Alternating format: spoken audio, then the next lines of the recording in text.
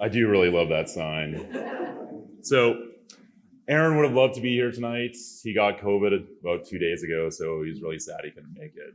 And we chatted on the phone, I guess it was about 2 months ago, about us both coming up here and talking. We're like, yeah, we'll figure it out the week of. And then 2 days ago, he tells me he's not coming, so it's okay. First thing I want to talk about is the lessons I learned from the guys that came before me, the guys from 03, from 04, and how much they taught me and how much it influenced my rowing career, because I rowed for way too long. But these guys did teach me how to work hard. They did teach me how to be a teammate, and they did teach me how to be a leader. So I really appreciate that, guys. Thank you. So 2005, it was really a year about expectations. And it was truly a year of not great expectations, because pretty much everyone had graduated. Everyone was gone. There was Aaron and I from the Varsity. We had 2 guys from the JV, and we had Kit. And so that was how Aaron and I started the year. We were both just pretty much sure that we were not going to win any more races. And I really got to put this out there, and I know everyone's said this in their way and everything like that, but thankfully there was another class of Bill Manning recruits that had other plans. So thank you, Bill, for the 100th time.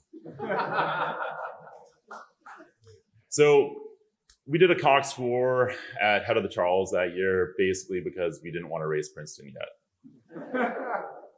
And then we came around to Tail of the Charles, and Nick Baker, who's at a wedding tonight for some reason, seat raced his way into this 4. And I had no idea who Nick was. He was just this guy that was always around that didn't talk at all. But the funny thing was that the 4 was really, really good.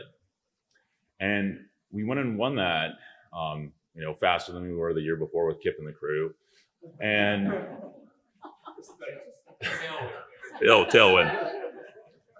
So, we kind of wonder what this year is going to be like, but Aaron and I we don't think there's any way we can win it.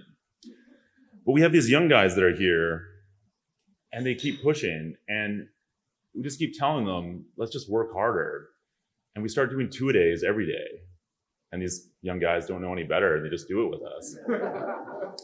So coming to the spring, and we're at our first dual race against Princeton. And so Princeton was the #1 ranked crew, and everyone loved to talk about how they were the greatest recruited class ever, and so on and so forth. And we were lined up against them. And I remember they did like a start straight at us in the warm-up area.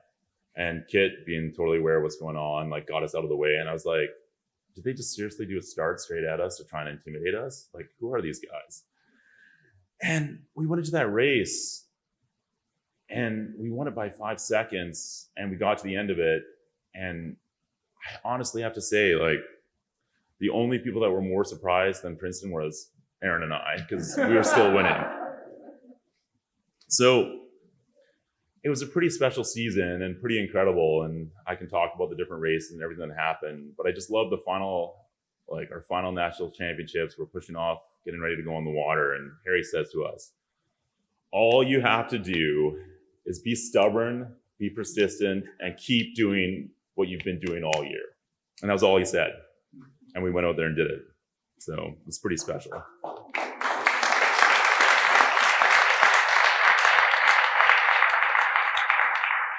So I know we haven't been talking about ourselves that much, but I want to say a few words about the people in this boat. So Kit was the second ever woman to Cox, a men's heavyweight varsity crew.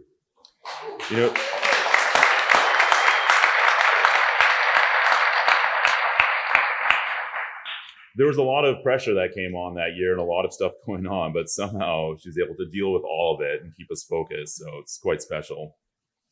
So Adam, our stroke man, he led with his rhythm. He may be a little too vocal sometimes, but he always led with length and power. It was pretty special.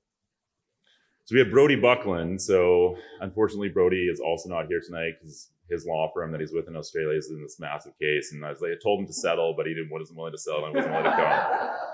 So the funny thing about Brody was the stroke of the 2004 Washington crew that we beat at IRAs.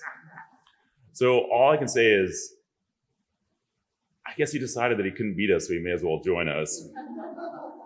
And I loved it when Harry started telling me about this, because I think it was June. He says, we may have a transfer student, but I can't tell you anything about it. Okay. Where Bodie showed up, and it was pretty good. So the young guys, as I'm calling them, so Morgan, Toby, Andrew, and Nick, these guys, like, they just didn't know any better, and they just wanted to continue this tradition of winning, and they were like literally willing to do anything with Aaron and I. They were like, yeah, we're gonna row like twice a day on Thursday and Tuesday, and we're gonna go on the 8 in the morning, the 8 in the afternoon. And they just said yes, and they just did it. So it's quite amazing from those guys. And you know, clearly Aaron's not here as he's supposed to be here talking, and so that means I get to talk about him a lot. And it's just so hard to decide where to start with Aaron. And like, he was the heart and soul of so many of our crews. Like, you just don't understand. Now I'm going to get kind of teary about it too, but he just means so much to all of us. And he's just such an incredible man. And I really remember the first time I met him. So I'm this 18-year-old kid who's 190 pounds, not too sure of himself. And here's Aaron, who looks like he's 28. He's got a full beard, right?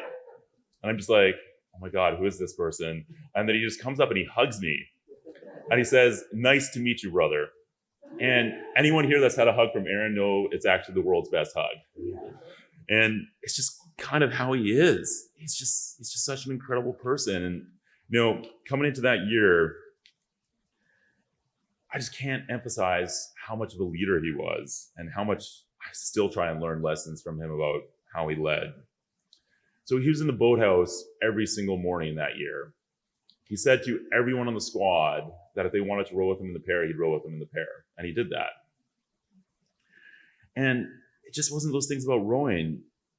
You know, we were a reasonably big team. And so he decided, he's like, you know what, I got to get to know every single person on this team. So we went and had dinner with every single person on the team on their own that fall, just to get to know them. And that's the kind of leader he was.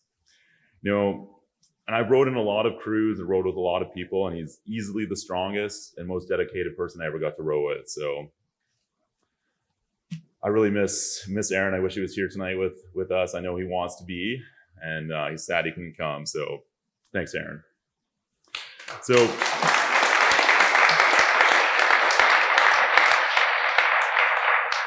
So from the crew of 2005, thank you, everyone. It's been really special. Harry, you know, we said enough. It's just, he's so special in our heart. And Bill, we talked about you a lot too. So I still have letters somehow from Bill from like the recruiting. It's funny that they keep kicking around. So thanks a lot, everyone. Thanks for this very special night.